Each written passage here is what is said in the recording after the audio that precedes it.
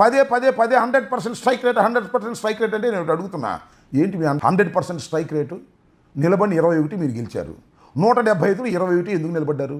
175 నిలబడి 100% strike rate అయితే బాగుంటుంది, కానీ 3 పార్టీలు కలుపుకొని మీరు గెలి అసలు what is your percentage in the state? మీకు ఎన్ని ఓట్లు పర్సంటేజ్ వస్తుంది ఈ రాష్ట్రంలో జన సైనికులు జనసేన పార్టీకి?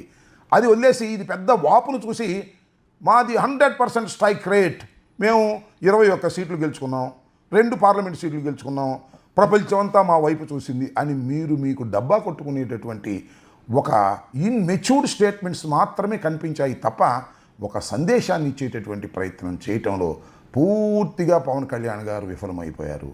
12 సంవత్సరాలు రాజకీయాలు నడిపి శాసనసభకు తొలిసారిగా వెళ్ళి ఒక ప్రముఖమైన శాఖను నిర్వహిస్తూ ఉప ముఖ్యమంత్రిగా ఈ రాష్ట్రంలో పేరు ప్రఖ్యాతులు సంపాదించాలని ప్రయత్నం చేస్తున్నటువంటి పవన్ కళ్యాణ్ గారు ఇంత బలహీనంగా, ఇంత పేలవంగా అంత పెద్ద సభలో ఉపన్యసిస్తారని బహుశా నేనే కాదు జనసేన కార్యకర్తలు కూడా అనుకుని ఉండరని నేను భావిస్తూ ఉన్నాను.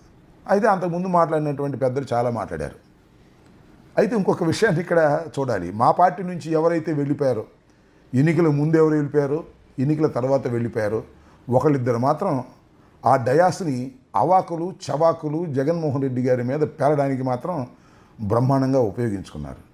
ఒక ఆయన అన్నాడు, నాకు అర్థం కాల, జగన్మోహన్ రెడ్డి గారి వల్ల నేను నష్టపోయాను, నా ఆస్తులు అమ్ముకున్నాను, నాకు మరి నేను జగన్మోహన్ రెడ్డి గారి వెంట ఉన్నాను, రాజశేఖర రెడ్డి గారి వెంట ఉన్నాను, ఆయన కన్నా ముందు నుంచి ఉన్నాను, మరి నాకు అర్థం కాల. సాయిరెడ్డి గారు ఈయన ఈ రాష్ట్రంలో మా ఆస్తులన్నీ పోగొట్టుకున్నాం, మాకు అన్యాయం జరిగిందంటే ఇంకా న్యాయం జరిగింది ఎవరికో నాకు అర్థం కాల. అంటే పార్టీ నుంచి వెళ్ళిపోగానే మీరు పార్టీని ఇష్టం వచ్చినట్టుగా మాట్లాడేటటువంటి పద్ధతి ఉందే, అది చాలా ప్రమాదకరమైంది. అది మీ క్యారెక్టర్ని డౌన్ చేస్తుంది తప్ప జగన్మోహన్ రెడ్డి గారిని డౌన్ చేయదనే విషయాన్ని మీరు మర్చిపోవద్దని మనం చేస్తున్నాం. మా దగ్గర ఆకులు నాకినాయన ఒక ఆయన వెళ్ళాడు అక్కడ ఎంపీగా, ఆయన కూడా ఏదో మాట్లాడుతున్నాడు జగన్మోహన్ రెడ్డి గారి గురించి. జగన్మోహన్ రెడ్డి గారు అంటే పులివెందులకు ఎక్కువను కడపకు తక్కువ అంట.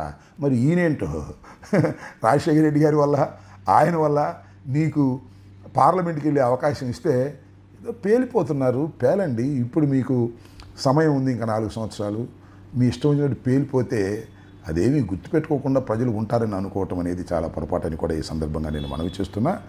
సరే, దాంతోపాటు జనసేనకు సంబంధించినటువంటి ఒక శాసనసభ్యులు గారు కూడా మాట్లాడారు. పవన్ కళ్యాణ్ గారిని ఏమన్నా అంటే వారి చర్మం తీస్తా అంటాడు, తోలు తీస్తా, నార తీస్తా. నాకు తెలిసింది ఒకటే, ఆయన